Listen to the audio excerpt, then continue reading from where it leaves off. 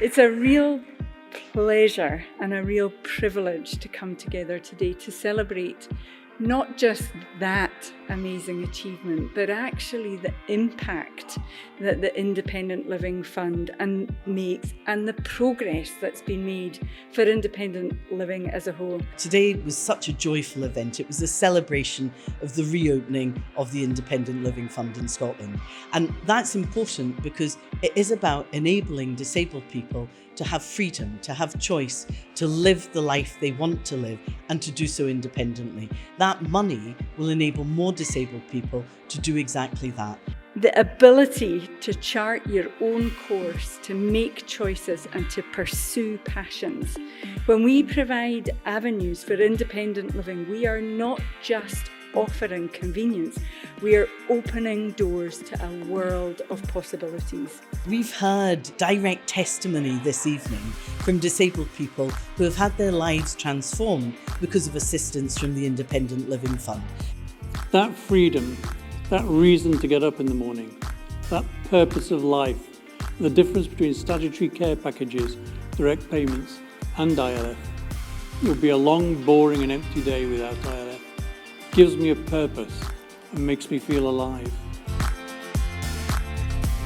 Going out keeps my mind together. I can understand where, you become seriously mentally ill if you don't actually live the life that other people are able to live. People don't realise this. Very few people experience what we experience. I think the closest is COVID. People railed against not getting out their doors. That's my experience all the time, if it wasn't for ILF. It's the experience of others here and other disabled people in these countries, these islands. We need to change that. ILF changes that.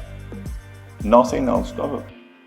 There is no equivalence to this for severely disabled people. None whatsoever.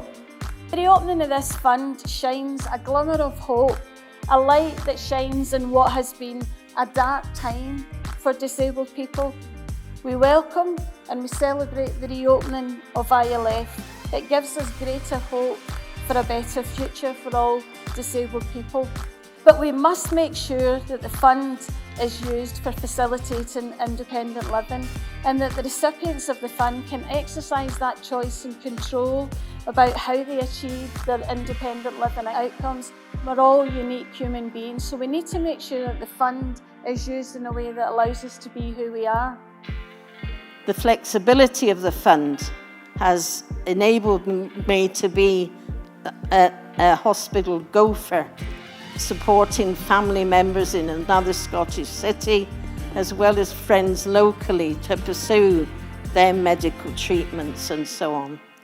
All of which has meant I could lead a purposeful life and contribute to society and not just take from the system. From feeling like a caterpillar as a disabled person, being kind of trodden on, I feel the fund is enabling me still to become a butterfly. I'm not going to name anybody, but most of you are here, and I want to thank all of you. Some of you will know who you are, some of you will not, but for all of you folk out there who have been the driving force behind ILF Scotland's continued commitment to get this fund reopened, to get that over the line, you're the ones that have been driving it in the background, and thank you. It was great to see people from across Scotland who had campaigned for this for so long. It was great to see people from Northern Ireland. But this is about, disabled people being able to live to their fullest potential, to live the life that they should be doing. And that fund will enable that to happen.